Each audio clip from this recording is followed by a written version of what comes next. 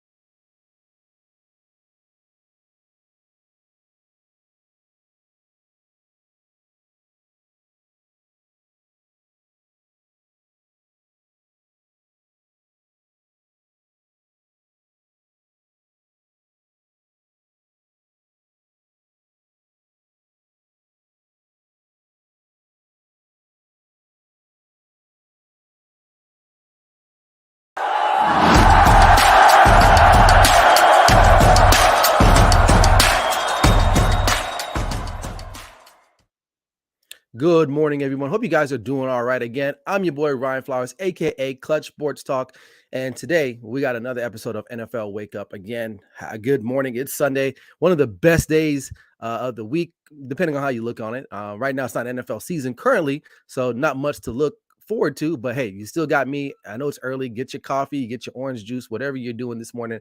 Pull up, listen, watch, whatever you're at. Thanks for everyone that's been watching on YouTube and subscribing. TikTok's been going crazy.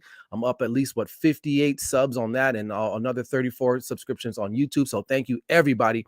We appreciate you guys, your support. As you can see here too, we got some Clutch merch right here. You know, go get your sweatshirt. I know it's summer's rolling around here or spring, depending on where you live in the country. It might be hot, it might be cold. Make sure you head over to my link tree or my bio in my Instagram or my TikTok. Make sure you get the link to where you can get all things Clutch related. So good morning. We got some people already. We got CJ Smooth. Good. He said, let's go, bro. Hey, shout out to him, man. He's starting a new show, a new podcast called Kicks and Sticks. Make sure you look it up on YouTube, man. It's going to be good. It's basically going to be featured around sneakers, if you're a sneakerhead, and people that play video games. So hence the name, Kicks and Sticks. So he just had a couple posts this week with some pretty good drops. He had the Spider-Verse Jordans that came out, and I believe the Jordan 4s Lightning Edge. I don't know. I'm not a sneakerhead, so I don't know. But make sure you head over to his page and check it out. Shout out to him. Patrick Brown, also another content creator, man. Make sure you check out his page, the Lakers Forum. And he also has Chaotic Sports. Good morning to him, who is also on the Grid Network. And of course, my audio isn't on. I always struggle with that. I don't know what it is with StreamYards, but you guys always miss my opening monologue because the mute button's on somehow. All right. And he says audio is good now, so good to go. That's all that matters. And my boy P2 4K Studio, one of the best videographers in the Valley of Vegas. If you need him, make sure you head over to his Instagram, his TikTok. He's going up. He's a busy man, so glad to see him up early this Sunday morning. So shout out to you guys, man. And again, if you guys want to check me out, let me get him out of here real quick. Those are all my social media platforms down below. Make sure you head on over there, man. We got TikTok, Instagram, YouTube, obviously, if you're watching on YouTube, and head over to the Grid Network to check out those other amazing content creators that we have there. So we got it all, man. So it's good to be here this Sunday morning. All right. So we're here. The draft just concluded last week. And I was thinking, well, it'd be kind of interesting. I know it's way too early. I mean, we just hit May. I know the schedules hadn't even dropped yet. I believe the schedules are dropping on May 11th, I think, if I'm not mistaken. At least that's when it was reported. But either way, I said, it'd be fun to do a little quick top 10, not the whole NFL, right? Because honestly, outside the top 10, who cares really at this point? Maybe later on down the line, I'll maybe do a large one. But first things first, let's get straight into it. Here are my way too early team power rankings, right? Well, I'm going to go each by line, rank by rank. We'll start at number one with the Kansas City Chiefs. No brainer there. All right, defending Super Bowl champs. They got Patrick Mahomes. That's all you need. That's all you need. So you still got Andy Reid.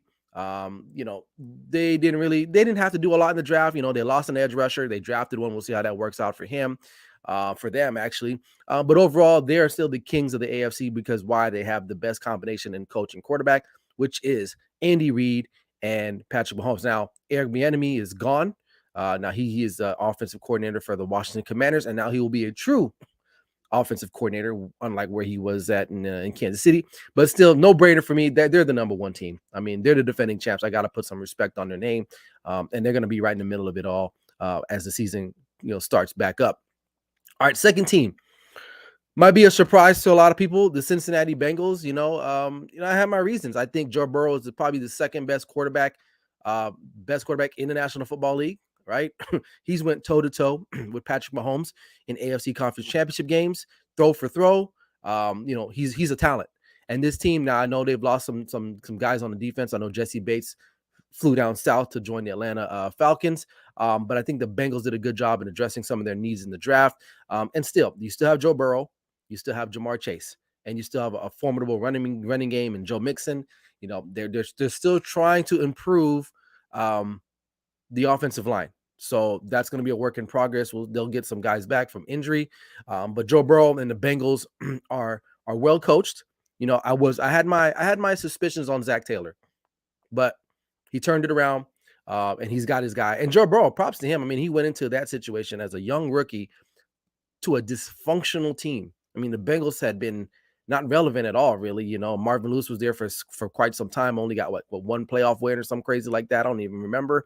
And then now you're a couple years into Joe Burrow's career. Well, this is his third year. I think it is right, third or fourth right now. He's going into his fourth, if I'm not mistaken. You played in the Super Bowl. You've played in 2 AFC Conference Championship games. That's pretty good. And the ceiling is only gonna it's getting higher. So Bengals are the number 2 team in my guesstimation because they still have a lot of their core pieces intact. Now, a lot of people are going to wonder, well, why didn't you have the Eagles? Because they were just in the Super Bowl. Look, I like the Eagles. I think in this offseason, they've lost a lot, especially on the defensive side. I know they went ahead and tried to address those issues, which I've given them their love on social media. Like, they drafted a lot of great guys. Okay, now we have to see how they'll turn out. But on paper right now, they're still one of the best teams in the National Football League, and they can easily be flip-flop with the Bengals. But the reason why I put them in at 3, a couple of reasons. Number one, a lot of turnover, whether it was coaching staff or some of the players, right? Most of their defense has been gone. A lot of their key stakeholders on the back end are gone. Gardner Johnson is gone. Epps gone to the Raiders. You lose Hargraves to the 49ers. Those are some key cog pieces that they needed on that defense. A defense that was, ranked as one of the highest defenses last year. Obviously, they ran into a buzzsaw a la Patrick Mahomes, and the rest is history. But still a formidable team, a very formidable defense. And then you lose your defensive coordinator and your offensive coordinator all into one month or a couple of days. Offense is going to be fine. Jalen Hurts got his money. That's kind of a concern for me, just a little bit. I'm not mad that he got paid, but when those guys get paid, quarterbacks, they start to change a little bit. I'm not saying he's going to be a prick or anything like that, but their psyche will probably change because now he's going to be like, I got to make these throws. I got to live to the contract. Hopefully that doesn't happen to him. As painfully as it me for you to say that I want to see Jalen Hurts succeed. I kind of do because I don't want to hate on anybody. Obviously, I'm a diehard Cowboys fan, but if it does pan out that they suck, well, I ain't gonna be mad either, right? Because I'm a Cowboys fan and I hate the Eagles, but I don't want to see him kind of spiral down per se. Just because I just don't want to wish that on anybody. But I'm ready to get in comments on that. Let's see here. Patrick, I'm gonna get to that in just a second. He says Dolphins at 6 is a reach, and I'll explain that in just a second here. Let me get through that, brother. All right. But anyway, Eagles at number 3. They're still a solid team, one of the top teams, if not the top team in the NFC, hands down. Okay. 4th, I got the San Francisco 49ers. They're probably wondering, well, why you got them? Their defense is going to be solid. That defense has always been good. They've always been able to carry the quarterbacks, whoever the quarterback is. Now, Brock Purdy going to be still coming off injury. got Trey Lance. They did sign Sam Darnold, which I think might be a good fit for him there with Kyle Shanahan. They just need someone not to screw it up. And I think Sam Darnold could do that. I think Sam Darnold can definitely do that. Again, they're in a division that's winnable. Obviously, Seattle's making their moves. The Rams might be maybe one more year or two trying to get back into contention, but they still got some missing pieces on their defensive side. But the Niners, I feel like, are the kings of the, or well, I wouldn't say the kings, but they're definitely a perennial powerhouse in the NFC West, and I like them. And what it boils down to for me, well, let me list you guys part of what my criteria is when I think about these teams overall. Okay, and some of it may make sense, and some of you may say, well, that doesn't make sense. Number one, I look at the organization. Right? Is it a stable organization? Okay, because you can't have a lot of craziness going on for the most part, and that's just part of the criteria. It's not. It's again, this is all weighted, right? Because some people, oh, why you got this team on there? Relax, trust me. Okay. The other thing, I look at their quarterback play, right? They don't have to have a superstar under center, right? You can still win a lot of games in the National Football League without having a superstar. But are there questions? Are there major concerns about that? And yes or no? And some of these teams do have that. And the Niners come to mind, and the Dolphins, which I'll talk about there in just a second. And number three, their defenses. How good are their defenses, right? And so far, the four teams that I've gone through have top 10 defenses, arguably. Well, maybe the Bengals, maybe not, but they have a bend but don't break type of style defense, which I can get over with because you got a superstar back there. So those are some of the criteria that I use when I'm thinking about my power rankings. Obviously, I'm not using, sometimes stats come into play, but right now there are no stats because the season's over. All I have is to go off of what happened last year. All right, moving on. Number 5, I got the Buffalo Bills quarterback. Really not a question. The only question about him is, where is he at now? Is he going to continue to take steps to being better? Kind of wasn't a bad year for Josh Allen, but it wasn't like it definitely knocked him down. You'll see in my rankings later on when I do the top 10 quarterbacks. But to his credit, they rely so much on this guy, man. It's ridiculous how much they rely on him. He's basically Lamar Jackson, but for Buffalo. Okay. But they're still a good team. Sean McDermott has done a great job there. That's a good organization. They're always like a piece away from getting there. They were in the AFC Conference Championship game not that long ago. They had a bad loss to the to the Cincinnati Bengals this last past playoff, but still a formidable team, right? One of the top teams in the AFC without a doubt. So I got them at number 5. All right. So to answer the question about Patrick Brownhouse, so this is what he wrote. He said, Dolphins are a reach at 6. The obvious elephant in the room is Tua. Can he stay healthy for a full season? That's the only concern with their ranking. This is a make or break year in contract talks. Obviously, yes, I agree. But let's just put aside the health concerns right now a little bit just for Tua. If today, let's just say the season started today, this team is one of number 3 or 4th in offensive efficiency. They're only going to get better. Their draft was a mid draft. I still like them.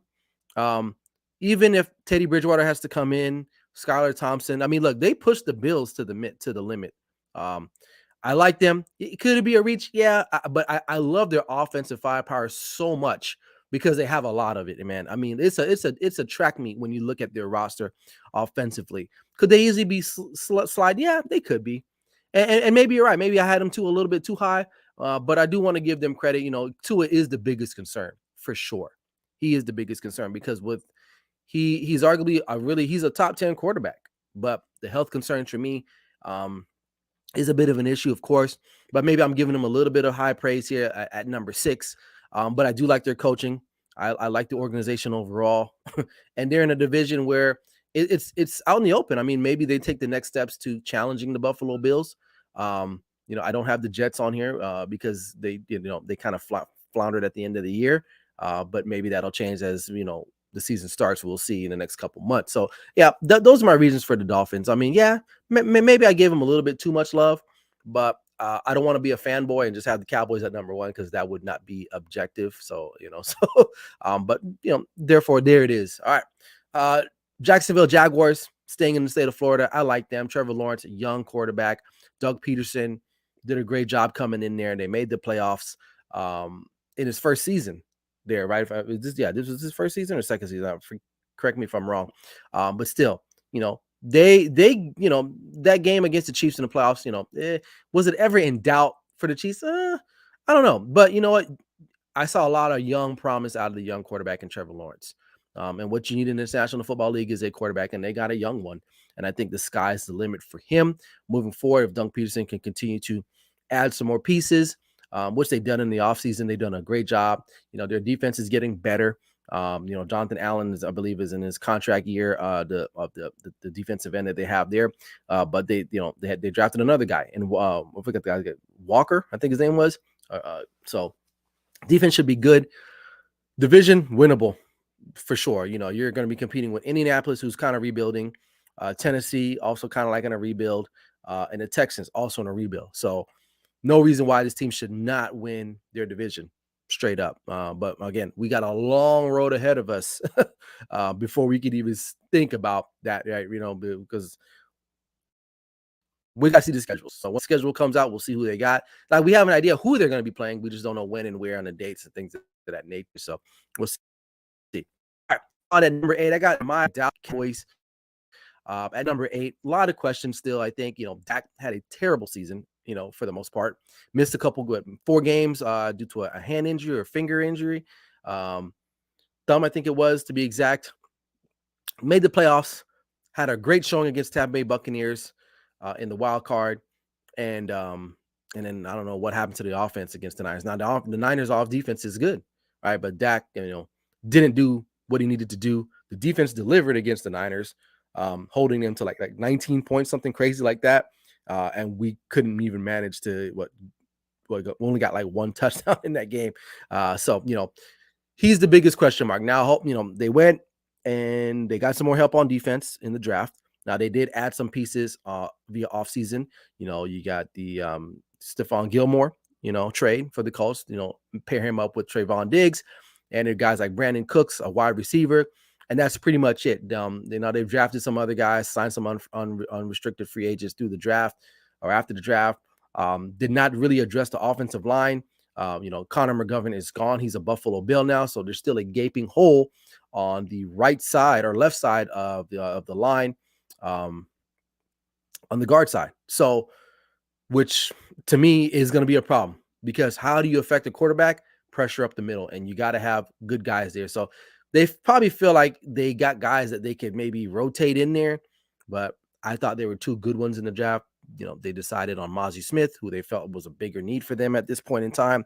So to stop the run, so to help their defense. So I don't know. We'll see. But the question remains, how far Dak can take this team at the end of the day. No more Zeke. Tony Pollard is going to be coming off of an injury.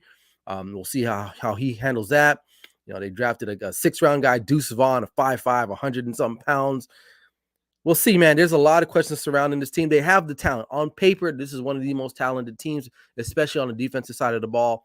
Offensively, I don't think they did enough, man. I really don't think. If you were to do, you stack them up against, the Bengals right now, or even the Chiefs offensively, maybe the Chiefs, but the thing with the Chiefs, comparing them to the Dallas, is they got Patrick Mahomes. So they'll be formidable. Mike McCarthy's calling the plays now, not Kellen Moore. We'll see. And speaking of Kellen Moore, that's my next segue into the number 9 team, the LA Chargers. Justin Herbert now is going into his 5th season, if I'm not mistaken now.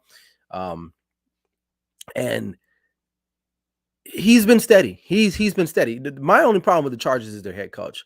Brandon Staley's an idiot. He's an idiot. And I think a lot of times he gets in the way of this team's success, or the Chargers are just cursed, period. They're just cursed. But, I like their roster. Their defense is getting a little older, a little more injury, riddled. Joey Bosa seems like he's always hurt down the end of the year. They added Khalil Mack, but, how much more longer can he perform at a high level? I believe he missed some time. On the offensive side, Keenan Allen, he's in and out of the lineup as well. They added a wide receiver out of TCU, Quentin Johnson, who's kind of like Mike Williams. So surprised that they added him instead of going and getting like a true slot guy, like a Jordan Addison, somebody like that. It is what it is. But in a tough division, man, you got the Chiefs, the Broncos, I think are going to be better. The Raiders are always going to be kind of pushing a little bit. We'll see how they goes with them. They're not a top team, but in the division, they're pretty solid. They'll beat the Chargers at home, but then go on to the road to LA and lose to the Chargers or something, vice versa, something like that. But still, this team has a lot of weaponry, a lot of talent. It's just the coaching. So we'll see. And then finally, the Detroit Lions get some love here on NFL Sunday Wake Up. They've done a lot in the offseason. And the way they finished the year last year was stellar. They had a stellar way to finish.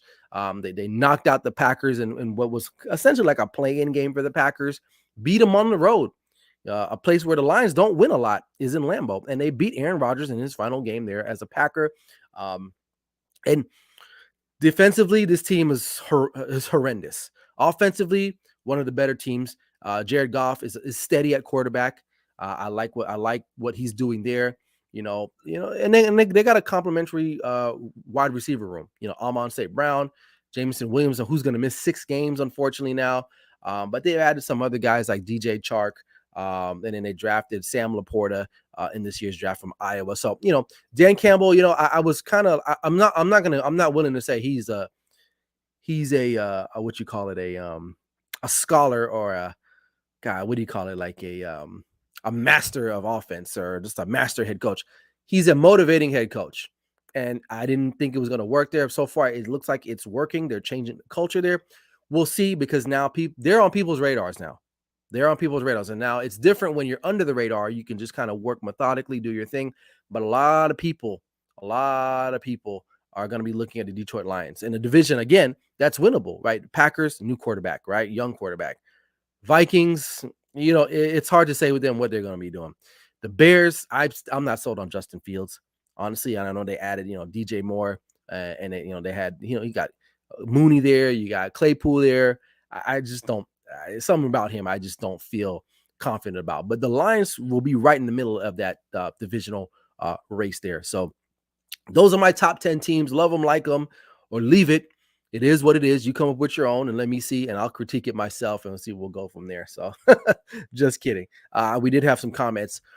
Patrick Brown said the Jags will have a first place schedule, obviously, right, because they made the playoffs. So they'll play Kansas City, Cincinnati, and Buffalo.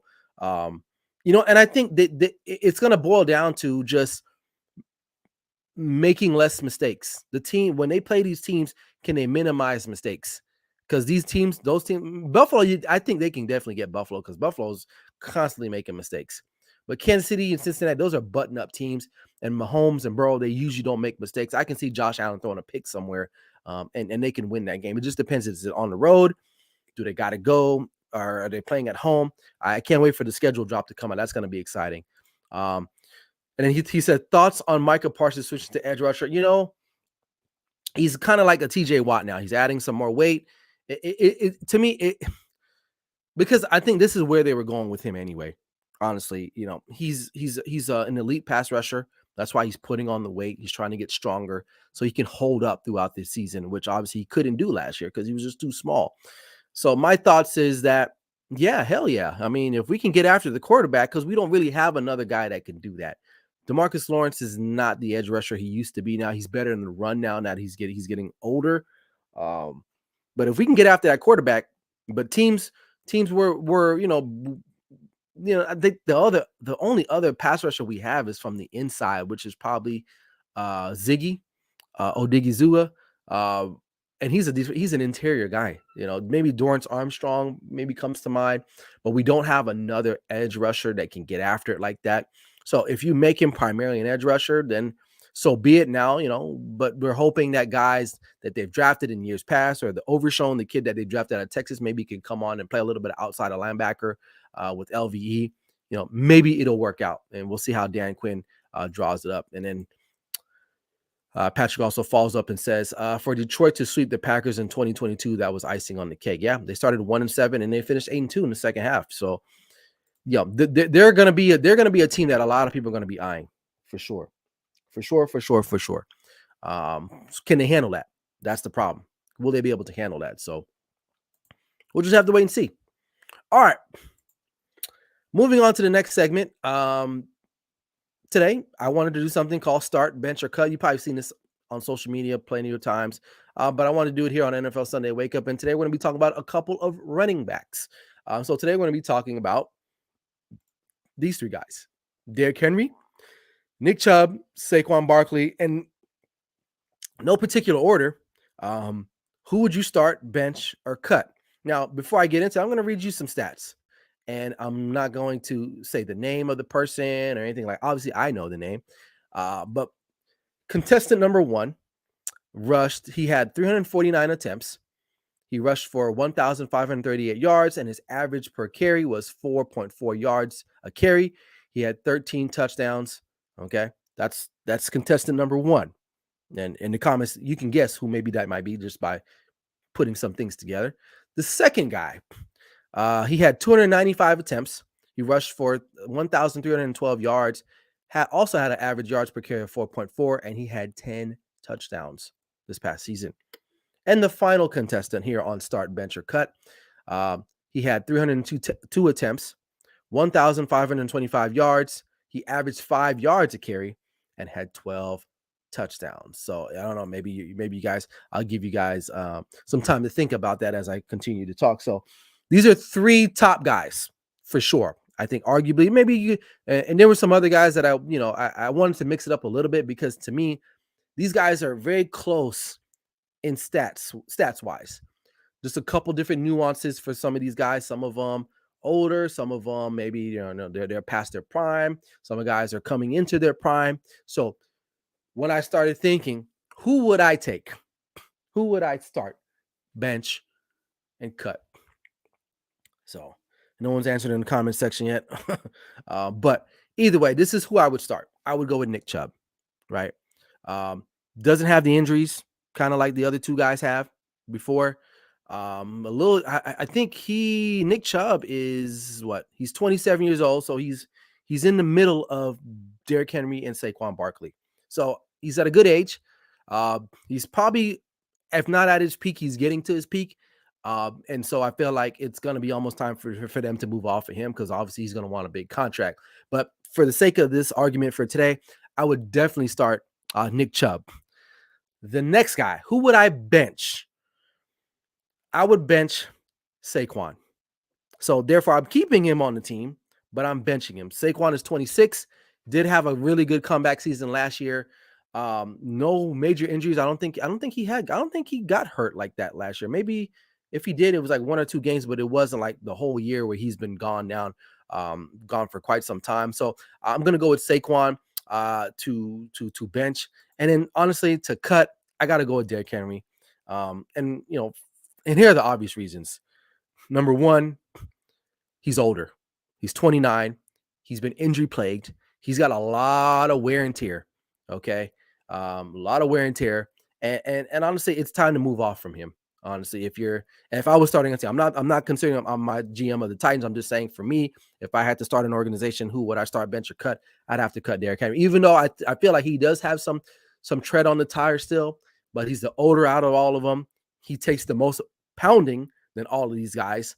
And I feel like he's past his prime. He's on the downturn. He's 29.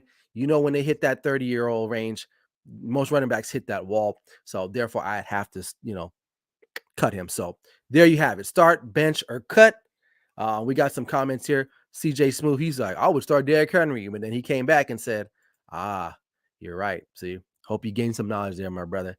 And then me and Patrick we were on the same one. So Chubb, Barkley, and Henry. So I'll keep doing this every week. I'll mix it up, maybe add some other receiver or running backs, maybe do some wide receivers, quarterbacks. Let me know what you guys want to see next. But it's a conversation starter because the reason why I picked these guys is because they're all close. If you look at the stats, that's why I read the stats in the beginning, because you look at it, you're like, oh wow, like they all average around the same amount of yards per carry, with the exception of Nick Chubb. He had a little bit more. Touchdown ratio, pretty much all close. It just boils down to the age and the injuries. So Nick Chubb has not had a significant injury, unlike Saquon and Derrick, which God bless him. The other two guys have missed a lot of games. So that's where we're at. So I hope you guys like that one. because it was pretty fun. I like looking at the stats. I like stats, don't get me wrong, but to look at it from that perspective, to see how close they were, it's pretty remarkable. So it's hard to determine who would you start, bench, or cut, and that's why I like doing this segment. I'm going to continue to keep doing that. So let me know what you guys think about that in the comment section. All right, moving along. Top 10 NFL quarterbacks right now, today. We're not talking about, oh, well, they've done this for 5-6 years, and the season ended. And number 10 is kind of catch a lot of flack, but I got some rationale behind that, because there were two other guys that I thought could probably crack the top 10, but I'll break that down. So really quick, Patrick Mahomes, that's a no-brainer. I don't even have to even go into that. I mean, let's just be real. The guy, 41 touchdowns last year, 67.1% completion percentage, and he threw for over 5,200 yards. And won the Super Bowl, and literally put the team on his back in the Super Bowl. All right. The next guy got Joe Burrow, 68% completion rate, which is really nice. 35 touchdowns, and threw for over 4,400 yards. And I love what he's doing there. Number 3, Jalen Hurts just got the money. He did miss some games due to some injury, but still had a remarkable season. 22 touchdowns. His completion rate is 66%, close to 67, and he threw for over 3,007 yards, 3,700 yards. So really good year for him, and it should get better. Hopefully the money don't change him as far as on the field. Not as a person, I don't know him personally, but on the field, is he going to want to start forcing the ball to prove that he's worth that contract? So we'll wait and see. Josh Allen comes in at number 4. Completion rate went down. He's at 63%. Touchdowns 35. Interceptions 14. Look, I can live with interceptions. It's just that his interceptions are pretty bad, man. Like red zone, and I didn't pull up the stat on that, but I've seen it with my own eyes, man. He has the most inopportune interceptions. So that's my thing, but still a good quarterback, and they rely heavily on him. My 5th quarterback, I got Justin Herbert, a stud, 68% completion rate. He's got 25 touchdowns, 10 interceptions, and he's not coached very well. Brandon Staley's an idiot, and he's still getting it done. And he threw for 4,739 yards last season. All right. Trevor Lawrence, another young guy, 25 touchdowns, 8 interceptions. Completion rate is 66.3%. He threw for over 4,000 yards, close to just over 4,100 yards. And I like where his trajectory is going. He can easily be moving up in the top 5, probably replacing a guy like a Josh Allen, somebody like that, moving forward for sure. All right. Tua. Now, I know he's got the injury, but when you look at the stats, you peel that back, had a pretty good year, even though he missed a couple games due to concussion. 64.8% completion rate, 25 touchdowns, 8 interceptions, and he threw for 3,500 yards. And it could have been more, obviously, if he didn't get hurt. He put together a couple games where it was like 300-400 yards a game. Not bad. So I really like where Tua's going. And then Jared Goff at number 8, very steady. Look, Jared Goff doesn't get a lot of love because he's not flashy. He's not mobile like maybe some of the other guys on this list. But he led the Rams to a Super Bowl, at least an appearance, right? Obviously, they didn't get it done. But, he went to Detroit. The offense is still good there. And, I thought he's still a good quarterback. I don't mind him being on the Detroit Lions. And as a Detroit Lion, obviously maybe he won't win you the big game, but he's going to be a steady force there until maybe they can develop Hendon Hooker, or maybe if they have to go back in the draft next year and get somebody else. But Jared Goff is still a guy. All right. He's at least one of the top 10 quarterbacks in the National Football League for sure. All right. And then at number 9, number 9, we got, I'm sorry. No, he was at number 9. I'm tripping. Geno Smith. Geno Smith, really good year. Geno Smith had been in the league for quite some time. This was his best year by far. He's on the right team for him, right? You look at his stats, he had 30 touchdowns, 69.8% completion rate. That's really good, man. That's really good. He's up there with Joe Burrow, Patrick Mahomes. He's averaging close to 7.5 yards per pass. And he threw for 4,282 yards, man. That's pretty good. That's pretty good when they run the football out there in Seattle. So I like him. And then finally, the last guy. A lot of people are going to get on me for this, and they're going to say, "Oh my God, you got Dak Prescott at number 10. You're such a homer." Blah blah blah. Okay. And when I was making this list, I thought about that. Look, I tried to be very aware of that. The fact that I'm proud to be a Cowboys fan. There's no doubt in my mind that I'm a Cowboys fan. But when you do a show that's dedicated to all of the NFL, I don't want to look like a fanboy, because if that's the case, I could just easily start a Cowboys fan page and just be a fanboy on there. I'm not going to do that. And I'm not to say that all people that start their fan pages are fanboy, but I like to be honest. So when I was making this list, there was two other guys that I thought about: Lamar Jackson and A-Rod. Okay, Aaron Rodgers. Now Lamar missed quite some time, obviously, towards the end of the season. So kind of discredit him a little bit just because of the injuries per se. And then Aaron Rodgers was the other guy. So then what I ended up doing, but before I get into the comparison, so Dak last year, in one of his worst years, if not the worst year that he had, he put together 23 touchdowns. His completion rate was 66.2%. His average pass yardage was 7.3, and he only threw for 2,860 yards. Why? Because he missed 4 weeks, 3 or 4 weeks in the year, and just was never really able to pick it back up. So terrible season for him. And then when I looked at Aaron Rodgers' season from last year, 26 touchdowns, 12 interceptions, completion rate was 64.6, average yards per completion 6.8, and obviously he threw 3,695 yards because he had more games. He played in more games. That's just the fact.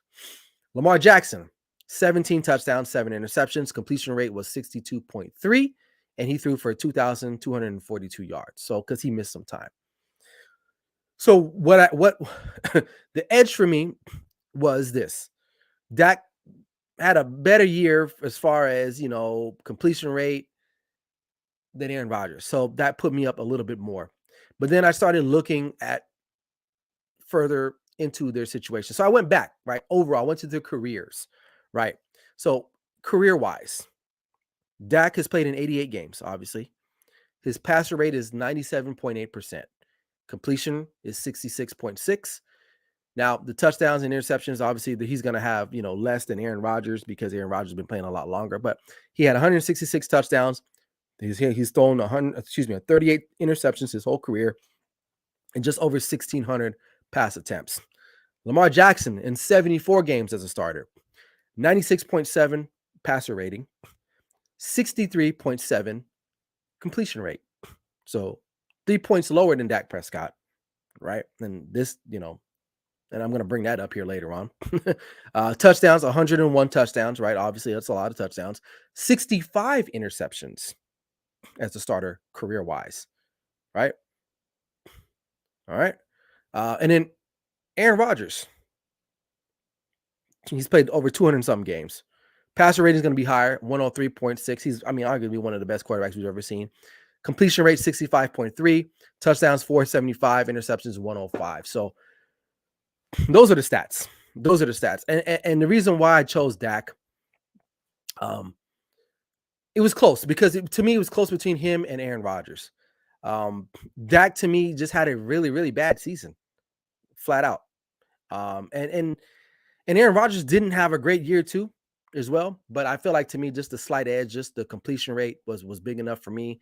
Aaron Rodgers played a full year, and we've seen Dak perform. When the biggest problem with Dak is he inconsistent.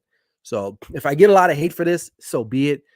It is what it is. Most people won't even listen to this whole segment because when you provide the stats to it, they're those guys, last year they weren't all that different. Only the exception that they missed time with Lamar Jackson and Dak. A-Rod didn't really miss any time. He missed any starts, right? And he still didn't run away. So that's part of the reason why too I put Dak in there at number 10. But look, you can put Aaron Rodgers in here. I don't think Lamar really deserves to be in the top 10 right now. Maybe when the season starts, yeah, for sure. I'll definitely be more than happy to come on here and see what happens. So we'll have to wait and see. All right, Patrick, he says Mahomes didn't have a number one wide receiver. Still got, you're right. He did not have a number one wide receiver. He had Juju Smith-Schuster he was throwing to, right? Mr. TikTok. Burrow played with Jamar Chase and still went throw for throw with Mahomes. You can't go with either guy. Can't go wrong. Says Josh Allen flamed out after the big game in Kansas City. After that, it was little to be desired with a shaky defense. His elbow injury hampered, and it was obvious in the divisional game. Yep, I agree. And to correct the same, he said you can't go wrong with either guy. Absolutely. Honestly, to me, it's 1 and 2. After that, everybody else can kind of be mixed in there. All right. After Patrick Mahomes and Joe Burrow, Jalen Hurts probably is the next guy in line, but I got to see him do it again this year. Hopefully he can get it through the season with no injuries. If he can replicate what he's done last year, then I'll be like, you know what? He's up there. But last year was his best year by far, for sure. And he's gotten better each year. So we'll have to wait and see. All right. That's all I got, man. But before we get out of here, I wanted to do a little quick segment on Wake Up. Wake Up. So today I want to talk about Lamar Jackson. Says he gets a lot of pub on social media, and I get a lot of hate because of my comments on him. So I'm looking to the camera and I want to say this to everyone. Listen, I'm happy that Lamar Jackson got paid. I have no problem with him getting the money that he got. It is what it is. If the Baltimore Ravens want to pay him that money, it's at their discretion. Okay. But what I don't like is when people come after me or anybody else that talks any type of negativity about Lamar Jackson, and they always want to bring up the race card. And to me, it has nothing to do with race, at least for me. Maybe there's other people out there that work that way. I for sure do not work in that fashion. My concerns with Lamar Jackson, and people need to wake up on this. Okay. He's a good quarterback. Okay. Most people think he's elite. I just read you his career stats. He's not that far off from Dak Prescott, to be honest with you. The only difference is that he's got an NFL MVP. And why did he win that MVP? It's debatable. Probably because how many touchdowns did he rush for? Go back and look that up. Okay. So it has nothing to do with that. It has nothing to do with a black man being paid, because there's other black quarterbacks that have been paid, and I ain't got no problem with it. Okay. The problem is that the guy is always hurt. And if you don't play, that's a problem. That's a problem. Okay. So when people need to wake up on it. Now, I know this country, a lot of things are racially generated. Okay. But when it comes to sports, for me per se, it has nothing to do with race for me. So when I get people coming in my comments and saying, oh, you're a hater and this and that, and then when I school people on some of the things that maybe they happen to overlook because they're so blind by trying to comment on me or anyone else, they shut up quickly, right? Really fast. Because that's all you need to do is prove people that, listen, my job here is not to show you that I'm right or that you're wrong. My job for this show, or this whole premise of what I do, is just to bring insight. What you do with the information is up to you. If you still think Lamar Jackson is the number one quarterback in the league, then so be it. That's your thought. That's your opinion. But there are facts. The fact is that he's hurt a lot. The fact of the matter is he kind of comes a little bit unhinged when he sees a little adversity. Okay. We've seen that with his offseason posts, just in general. Okay. So it has nothing to do with him being a black man getting paid. I want to see quarterback. Listen, when you look at the draft, the top quarterbacks were primarily, out of all of them, with the exception of Will Levis, right? We're all black. So this is good for the National Football League. We're seeing more and more African-American quarterbacks take on starting roles, which we've never seen. Patrick Mahomes, he's half white, half black, right? Oh, but people don't claim him as black. Why? Because he's half white. Who cares? He still has African-American in him. Okay. So it doesn't matter, man. When I look at these guys, I don't look at them if they're white, black, Asian, Mexican. It doesn't matter. I look at them as a quarterback. Can they play the position? And when I look at Lamar Jackson, the fact of the matter is he's 2-4 in his playoffs, right? I think so, right? His pass rating isn't that great, much more compared to the bottom guys in the top 10 that I just had, right?